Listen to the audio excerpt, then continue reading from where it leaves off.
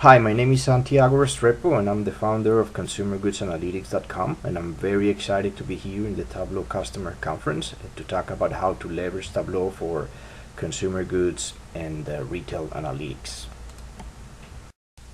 The following is the content of my presentation. First, I'm going to talk a little bit about myself. Then I'm going to provide an overview of what a consumer segmentation schema is, which is a key ingredient in a lot of the analytics case studies for the retail industry and consumer goods industry. And I'm going to showcase two case studies using a consumer segmentation schema. One of them is going to be around store potential and performance, and the other one is around store site selection. Then we're going to see a little bit about market basket analysis and how it's implemented and what insights can come out of it. I'm going to show few key visualizations that are specific to consumer goods that I found very helpful in my past experiences. And at the end, I'm going to talk a little bit about business intelligence and analytics for consumer goods, and also a little bit more about my website, consumergoodsanalytics.com. So let's start with a little introduction about my personal background. I am from Colombia, South America, and Colombia has been a country that has not received very good news all around the world. My home country is Medellin. It used to be the drug capital of the world, but both Colombia and Medellin have improved tremendously in the last 5 or 10 years. To the right, you see the rise of the stock market. It's been doing great in the last few years. You've seen the rise in GDP per capita the last few years.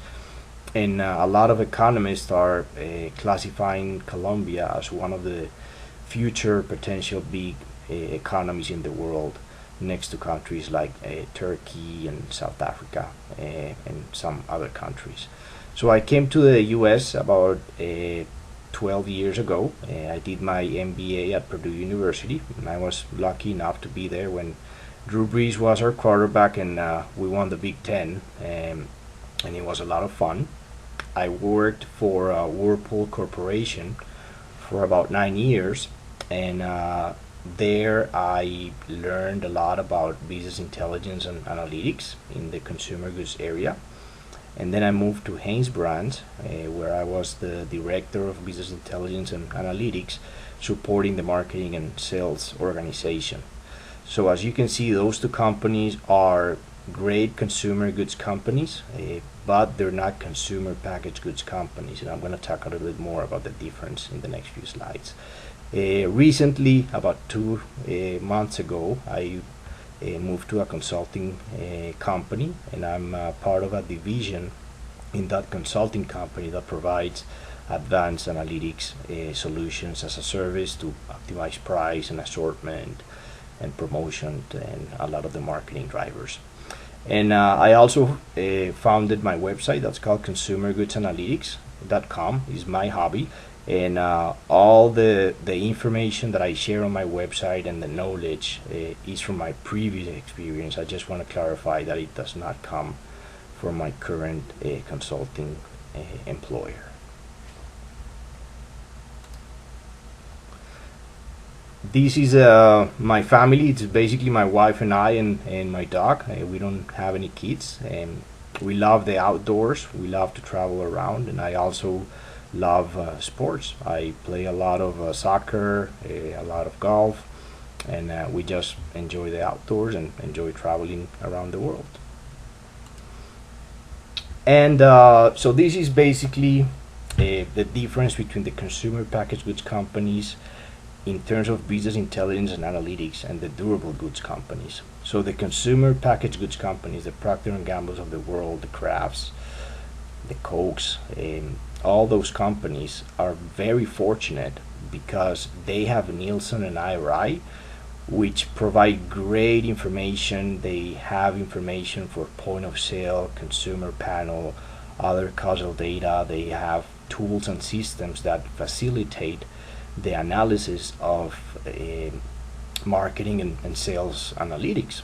Unfortunately, for the durable goods companies like Whirlpool, like Hanes brands, there is not a company like Nielsen or RAI that merges all that information together with the right analytics or the right tools. So a lot of that same data exists by different vendors, but it's very hard to integrate. But it can be done, and that's basically what I've done throughout my career, is being able to merge that information from a lot of the different providers in the durable goods sector and be able to implement similar methodologies and processes and systems to what the consumer packaged good companies are able to implement. So now we're going to talk about what a consumer segmentation schema is and why it's so important to develop a lot of the analytics that are applied in the consumer goods industry. So a consumer segmentation schema is a system that classifies each US household into one of multiple segments. Here we're seeing a segmentation schema that has around 170 segments, and we know exactly how many households belong to each of the segments, as well as many demographic characteristics and behaviors of each of those specific segments. So let's take a look here at segment 14, which they're middle age without children, they're urban, and we can see the index on each of the demographic characteristics, and we can also see what are the main behaviors of that specific segment. So we can see where are they located, what are the main zip codes in the US, and we can also see what are the different demographics and lifestyles. So that specific segment, for example, indexes high on being a member of an art association, and they index high on doing sports and fitness, yoga. So there's a lot of information about each of those segments. They index high, for example, on drinking Irish whiskey, and they index low, for example, on using cigarettes that have menthol, for example. Let's look at other examples. Let's look at one of the segments here in the right side, which are the ones that are least affluent.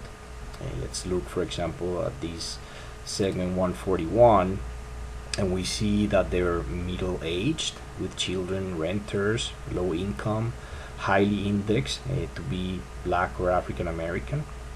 And we can also see where that specific segment is located and what are the key characteristics. So we see what are the main zip codes and the low zip codes for that specific segment, and we can also see again what are the different things that they do. So sports and fitness, they play a lot of basketball, they don't play a lot of golf or own their snow skis. For example, they index high on using men's sweats, but they index low on using men's swimsuits. So we can see a lot of the different characteristics for each of these specific segments. So now we're going to look at the specific segments and where they're located.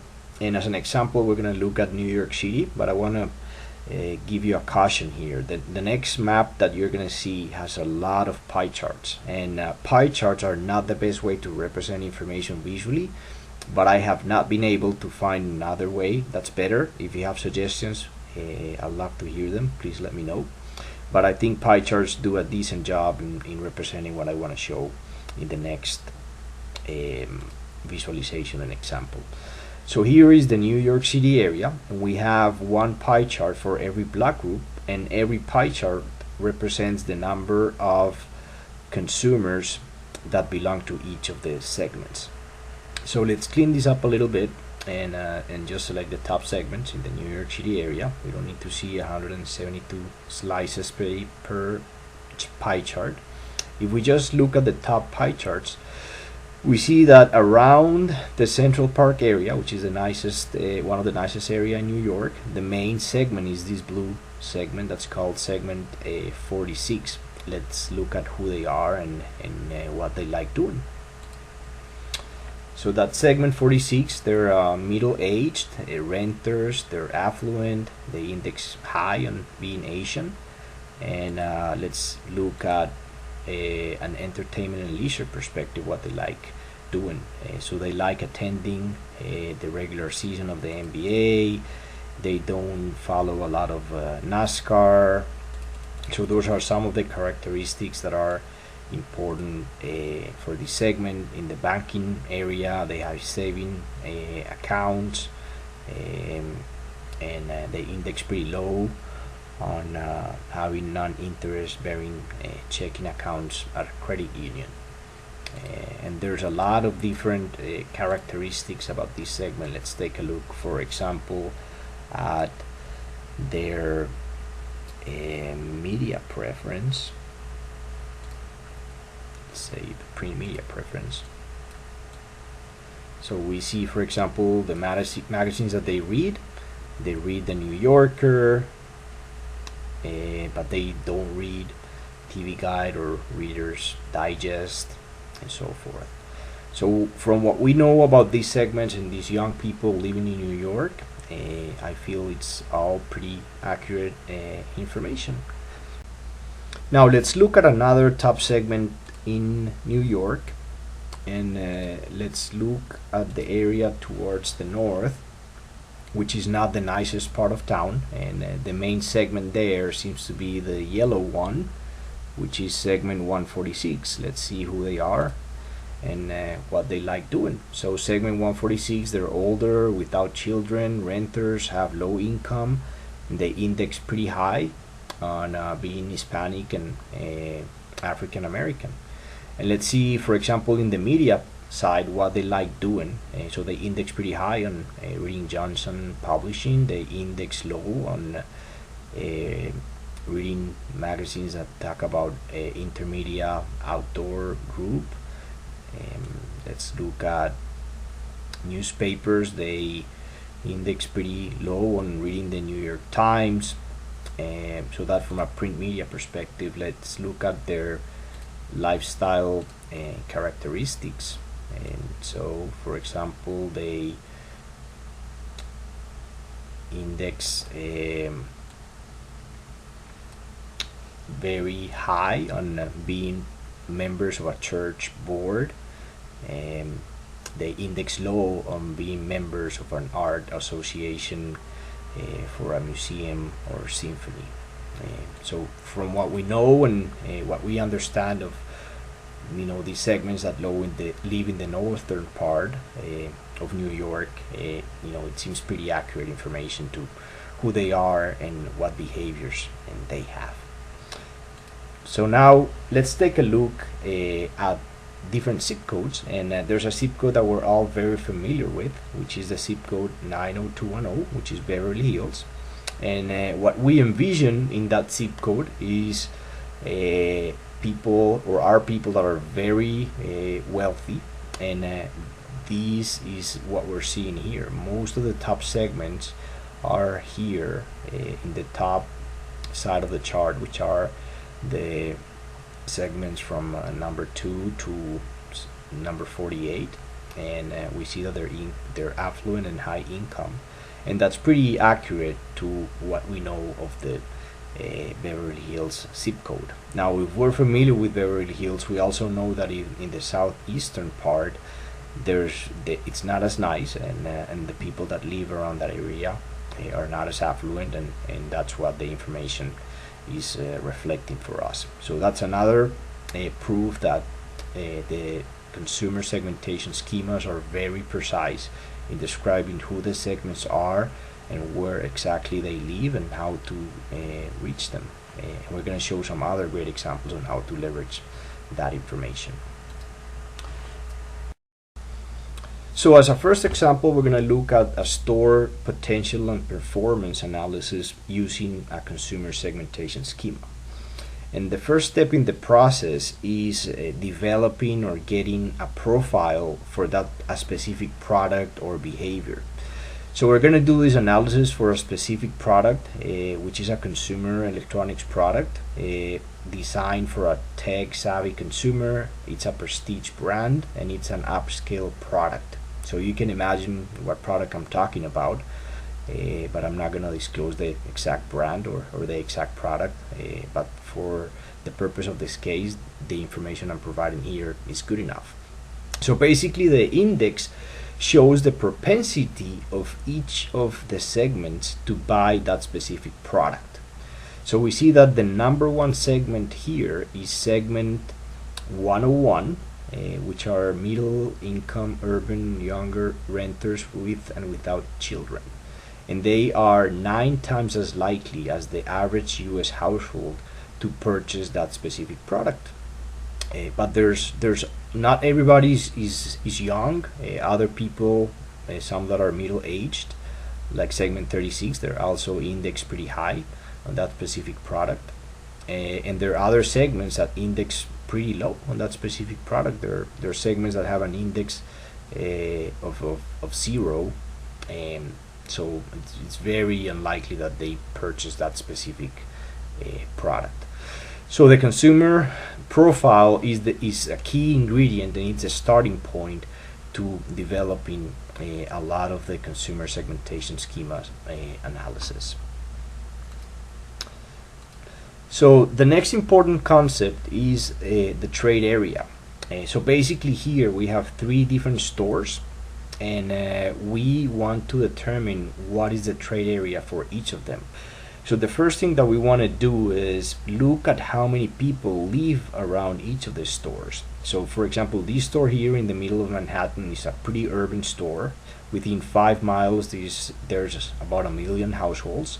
This store over here is like a medium urbanicity store. There's around 500,000 households. This one here is more rural. There's only 75,000 households. So based on the density of the population and how many households live in a store, we're going to use a different radius to capture the consumers that live around that specific store. Now, using Tableau, we can see the trade area for a few stores, but if we have hundreds of thousands of stores, we're going to need to use another tool that's called a GIS tool, or Geographical Information Systems. The queries or the analysis required to do trade area analysis is very complex.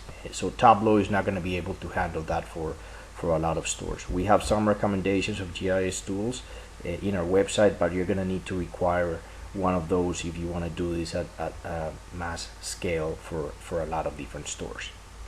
So now let's see how it actually works.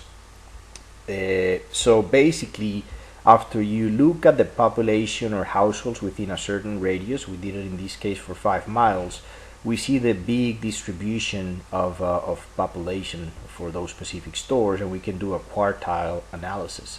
So for example, the stores that have a low population, the ones that have 1,000 or 2,000 households around them, we want to use a larger radius, so 15 miles in this case.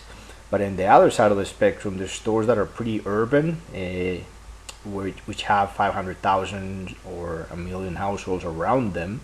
We want to use a smaller trade area. In this case, we're only going to use 3 miles. And we also have a 5 miles and 10 mile radius for the stores in between. So that's how we're able to calculate the trade areas, and that's how we're going to focus on the specific customers that live around each of the stores. So let's see at how it actually looks in a map. So here's the New York City area again, and we want to see at the customers within 5 miles of the 3 sample stores that we looked at before. So here they are.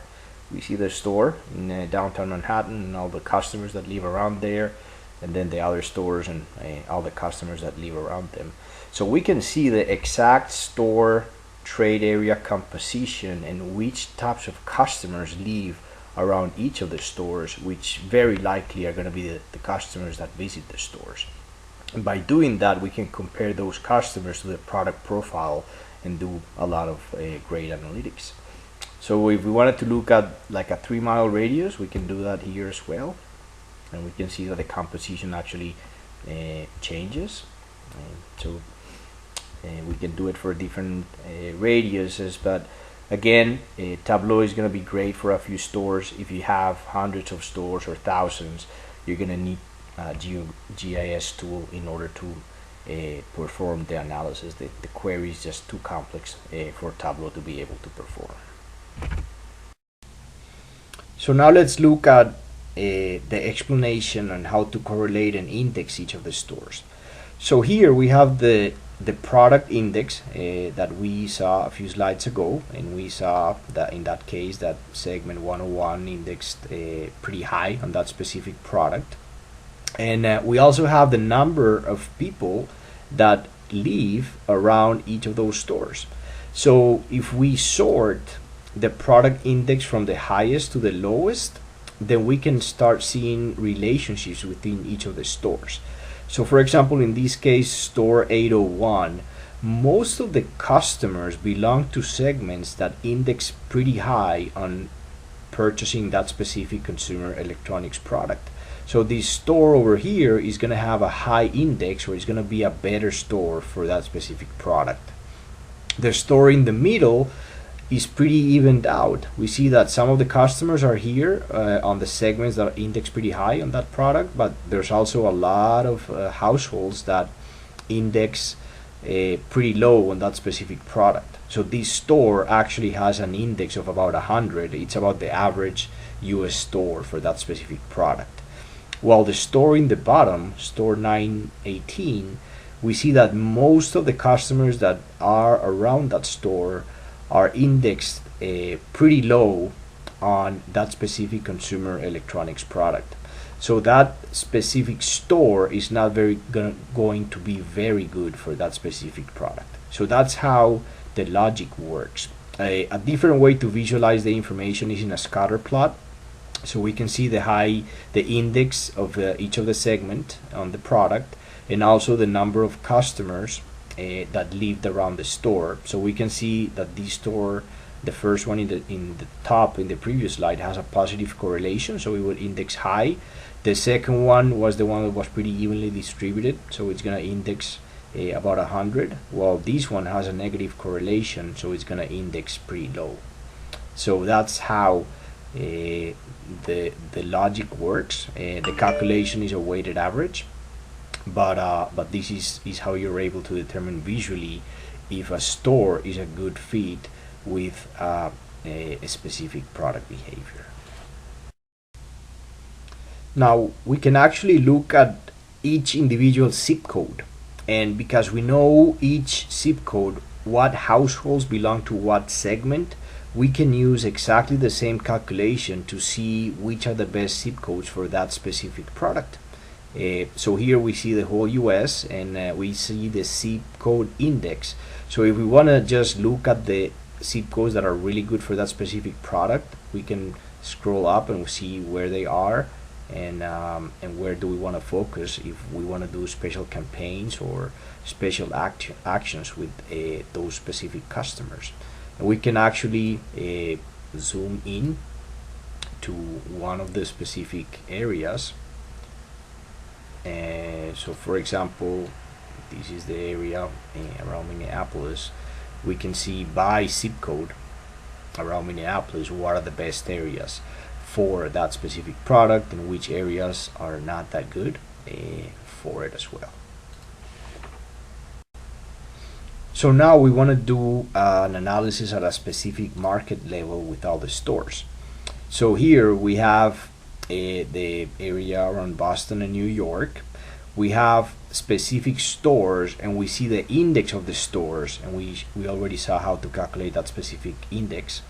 And we also have the index of the zip code, and what we see is that the index of the store is similar to the index around the zip codes of it. It makes all the sense, but it's very good to see it visually and make sure that we're not making mistakes in the calculations. So this store over here in downtown Manhattan has an index of 140, pretty good store for a consumer electronics product like the one we're describing. But when we start looking at other stores, this one has an index of 65, this one has an index of 68, and we see that the zip codes around the store also index pretty low. So it makes a lot of sense that those stores are not going to be really good for the specific product that we are looking at. So now we're going to look at not only the potential of each of the stores, but we're also going to look at the performance. So here we have all the stores located in a scatter plot, and we have the store potential, which we just saw how to get to. But if we get the point of sale data for each of those stores on that specific consumer electronics product, we can also calculate a performance index, which is actually how the store is performing in terms of sales. The way to calculate this performance index, there are different methodologies, but a common one is looking at the store's ACV, or all commodity volume, which is the total dollar amount for the store for all goods.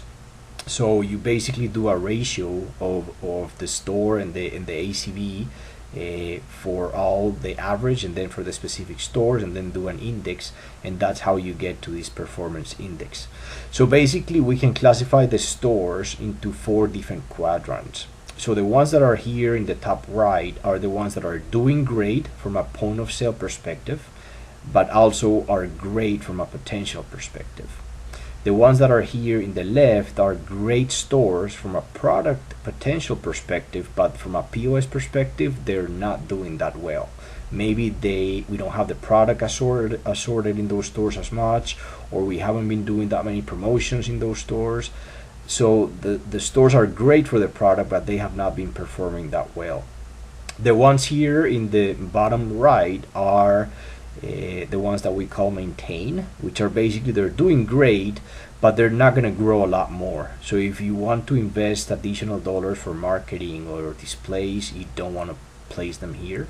And the ones here in red are the stores that are not doing well, and no matter how much money you spend on them, you're not going to improve their performance. So those stores you just want to leave as they are, maybe find other products that meet the needs of the consumers better, but you don't want to focus a lot of efforts on those specific stores. And then we can actually see it in a map. If I just want to look at the Innovate stores in the top right quadrant, I can see exactly where they are. There's a lot of them around the New York and Boston area, a lot of them around Chicago. If I want to look at where my specific investors are, then I can also select them and see where they're located in the map. There's a lot of them around Seattle, around LA. So that's how you can determine a potential and performance strategy or a location strategy for your stores. If you want to invest marketing dollars, place vignettes, do more advertising, do promotions, you want to focus in these stores that have a high potential and the ones that are doing well or have the potential to do really well. You don't want to do it here where the stores are not the best ones for that specific product. And using a consumer segmentation schema, you can actually do an optimized media buy for that specific product. So because the segmentation schema has all the information on media viewership, you can calculate indexes for that specific consumer electronics product on a cable TV or programs or magazine or any of the specific behaviors. So for example, we see that the consumers that are more likely to purchase that consumer electronics product, they index pretty high, or they have a pretty good correlation with watching MTV and Comedy Central and E! Entertainment and Bravo and ESPN, but they don't do well with a Hallmark Channel and SoapNet and Lifetime and those specific channels. So if you wanted to do like a media campaign, this is an excellent way to see which are the best TV channels. And you can actually go down to the specific programs.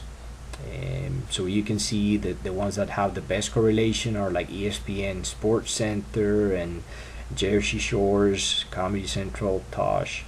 The ones that don't do well at all are the Andy Griffith Show and the Hallmark Hall of Fame and so forth.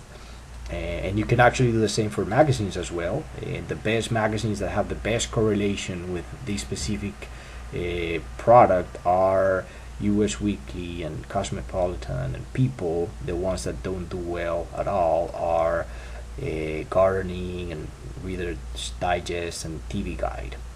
So we can see the power of the consumer segmentation schema, tying a specific product profile both to specific stores but also to media. So it's a very, very powerful way to optimize your consumer insights and your analytics. So now we're going to look at another case study for site selection, which is basically where to open a new store. So we're going to be using the same product profile that we used before for that consumer electronics product, but right now we are assuming that these are all the stores that we have in the US where we focus on selling that specific product, but we want to open a new store and we want to determine what is the best location for that specific store.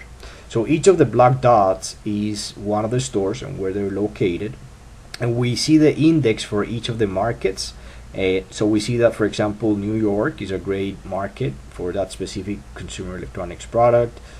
San Francisco is another great market. This one here, which is Albany, Georgia, is not a great market for it. So this is a great way to visualize the best potential areas across markets in the whole US to open new stores, but we also need to take into account the number of stores that are already opened. So the next step in the process is getting the number of customers in each of the markets, and we also have the number of stores in each of the markets, and then we calculate the ratio of consumers per store. And the number of customers, the way to get to that is basically we know the index of a specific market. So for example here, Boston has an index of 130, so we know it has 30% more customers than the average US. And we know the number of customers in the whole US, and from the segmentation schema provider we can see the penetration of that specific consumer electronic products. That way we can get the number of potential customers for that specific product in each of the specific markets. So what we want to do is basically sort by the number of consumers per store, and we see that Sacramento has the highest number of consumers per store. It has about 236,000 customers. It only has one store, so the ratio of consumers per store is the highest one. So if we wanted to open a store in a current market, the best place to do it would be Sacramento. Now, for the purpose of this study, we're actually going to be looking at only new markets, because let's say we made a strategic decision that we want to open new markets where we are currently not present. So we just want to filter for the markets that don't have any stores. And when we do that, we can sort by the number of total customers, and we see that Philadelphia and Washington DC are the top markets where we don't have any stores right now, but where we could potentially open a new store and get the better return of our investments because they're the most number of customers there. Another way to see that same information is in a scatter plot. So here we have the consumers per store before and after. So before is with the current number of stores, and after is assuming we open a store. So we see the drop in consumers per store, and we also see the index of that specific DMA. And we see that the one that has the highest level here is Sacramento, and if we open a second store here, it drops to this level, which is still pretty high compared to the consumers per store of all the other markets. So again, if we wanted to open a store in a current market, Sacramento would be the best place. But because we want to open a store in a new market, Then we see that the customers per store for Philadelphia and Washington DC are the best ones, as we saw in the previous chart. So we can see it in a scatter plot. Atlanta is also a distant third, but Philadelphia and Washington are the first ones. They're both doing great, and because the Tableau conference is here in Washington DC, I'm gonna do the analysis for Washington DC and determine where in Washington do we want to open that specific store. So the methodology that we use here is called site scanning, and what we do is we create a dummy store every certain distance, and we calculate the index for that specific location using the methodology that we showed you before. So here we have the Washington DC area, and the methodology is doing a site scanning of all the different potential locations to the store. So we see here towards the north west, the indexes are pretty low. Those are not great locations to open a store. But what we can do is look at different areas and do a whole site scanning of the Washington DC market, and we can create a heat map to what we see here. So we see that the best area is going to be here, around closer to downtown. But then we can start also filtering out and looking at the places that have a higher index a little bit clearer. So here we're now only seeing the parts that have an index of more than 107. We can continue on until we can determine that the best location to open a store is gonna be here.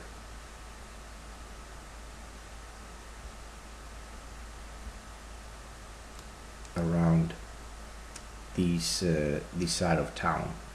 So we would open the store around this area because that's where most of the good places to open a store for this specific product are. But there's also a lot of other considerations that need to be taken in place. Are there competitors around? Is there good access to highways? A good location would be close to a mall or something like that. So there's other criteria that need to be included in the site selection.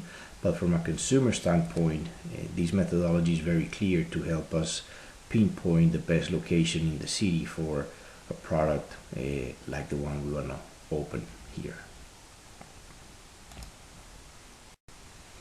So now let's shift gears and move to the next topic, which is doing market basket analysis. So in order to do market basket analysis, we need sales data, the transactional level of detail. So here we have sample data from a cafeteria that sells like sandwiches and burgers and coffee and soda. And we have exactly what are the products that are sold in each transaction. So here we see transaction 7652 sold a bottle of soda and a coffee, and we can see exactly what are the different products that are sold in each transaction, as well as the quantity, the price, and the total dollars. So we need the transactional data in order to do the market basket analysis. So when we chart a scatter plot between the number of items and the dollars, we can see the different types of transactions that exist. The biggest one here is one for $98 that had 18 items, and we can actually see what those items were. That person bought quite a lot, but most of the transactions happen around here with only 2 items, and we can see these one have bottled soda and chips, and these one have a bottle of iced tea and hot dogs and so forth. So we can see all the different transactions and what people purchased, and here we can see a histogram of the frequency of the transactions. So the most common frequency is buying 2 items at the same time. Buying 1 is also pretty common. Buying 3 and 4 is also common, but once you get to 5 or 6 or more, it's not as common as well. So most of the analysis is going to be focused on people that buy 2 or 3 items at the same time. So now we look at the number of bundles and what was sold the most number of occasions. And in order to do this, we need a special software that has the market basket analysis algorithm embedded in it.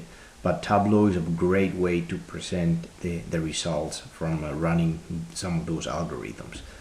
So here we have the number of occasions in that specific time period, and then the overall value of the value of the bundle.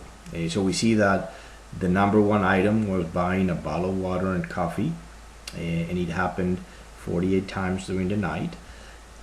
But the overall highest value of the bundle was buying fries and burger, and it happened 29 times, and there were $385 in total for that specific item. And we want to look at the 3 size bundles, which are the darker circles. The number one was buying fries, burgers, and bottled soda. So we can see exactly what each of those 3-piece bundles were, and the relative importance in terms of the overall value of the bundle and how many times did it happen. So another step in the process is looking at the different recommendations.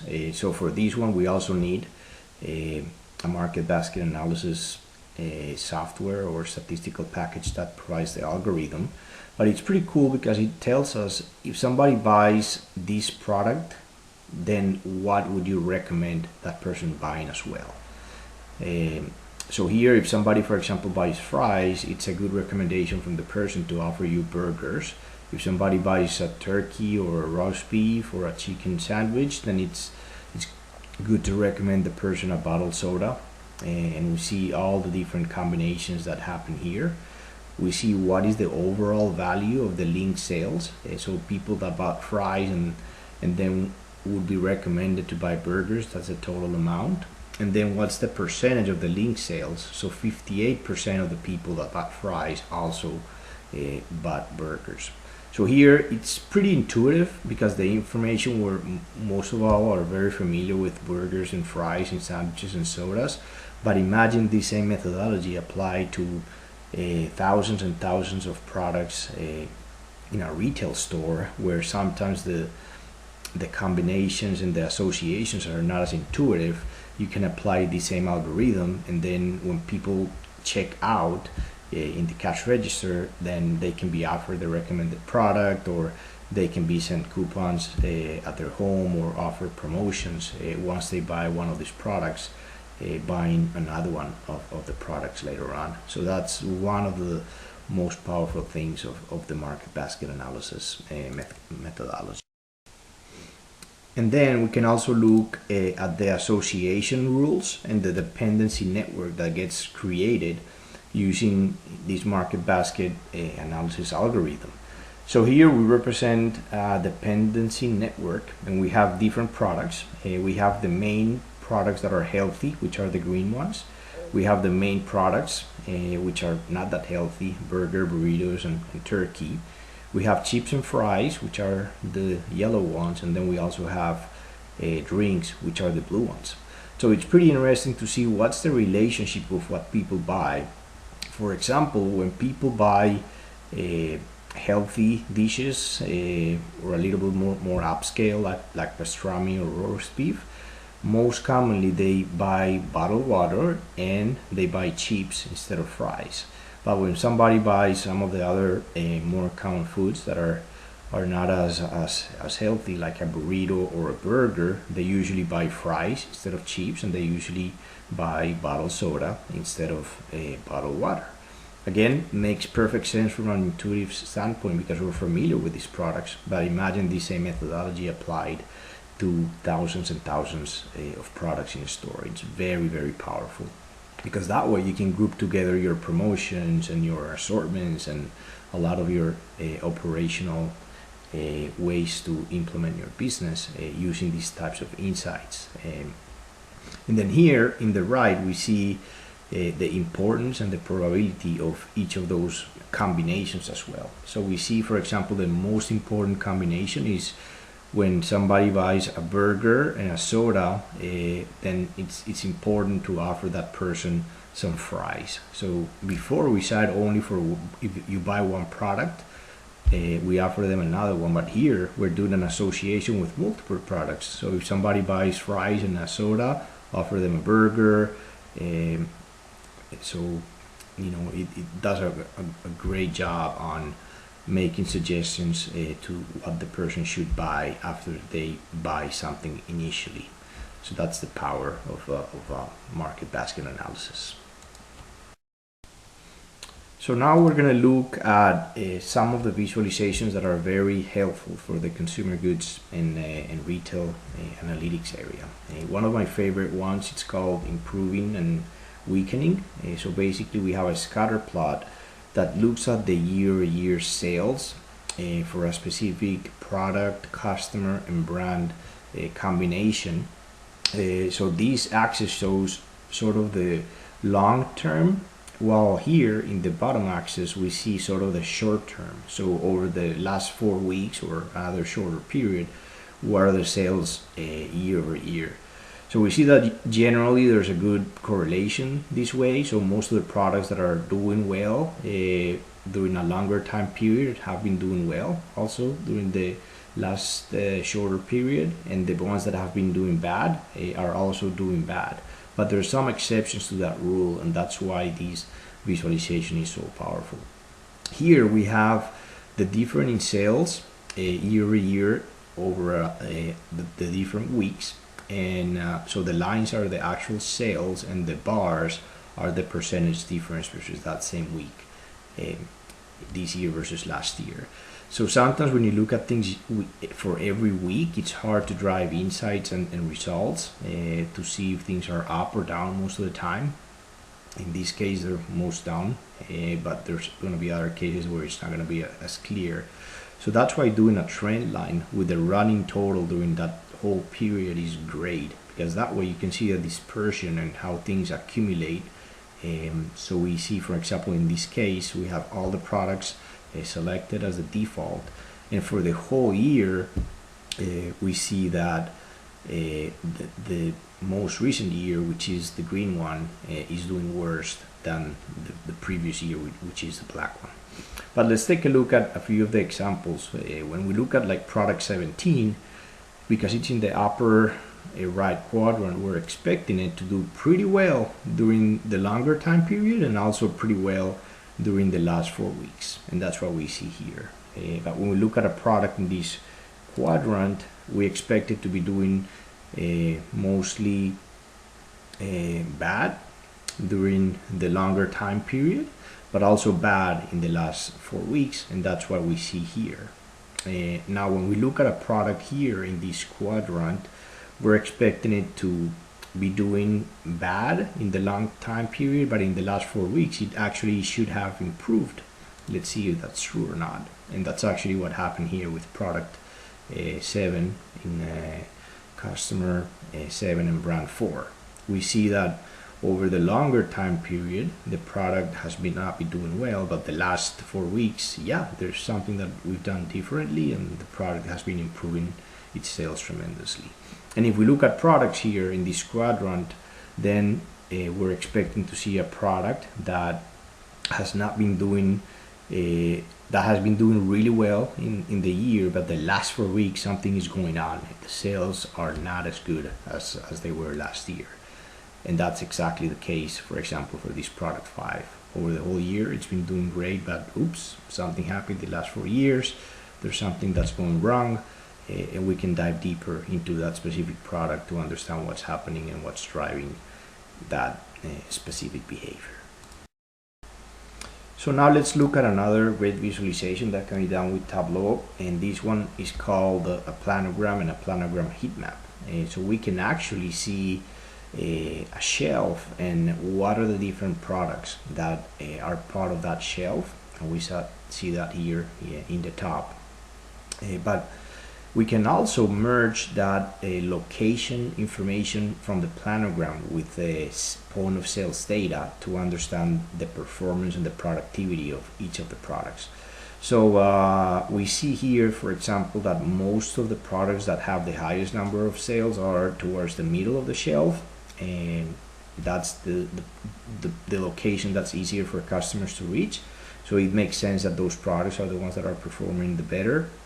And also sometimes the retailers place the better selling products in those better locations on purpose as well. But we see a few exceptions here. This product in the top, which is product 3, is selling pretty well. Well, this product here in the left, it has a pretty good location, but it's not doing as well. So maybe an option is to switch the products around. This one, switch these two, and maybe we would even get some better sales for this specific product if it gets a better location and it's not in the top of the shelf, very hard to reach. So that's one of the powerful insights that we can drive from looking at planogram heat maps and how the location and the sales of the products interact. Now, to finish, I'm going to make a few comments on based on my experience of implementing business intelligence and analytics processes and systems and organizations within consumer goods and retail companies.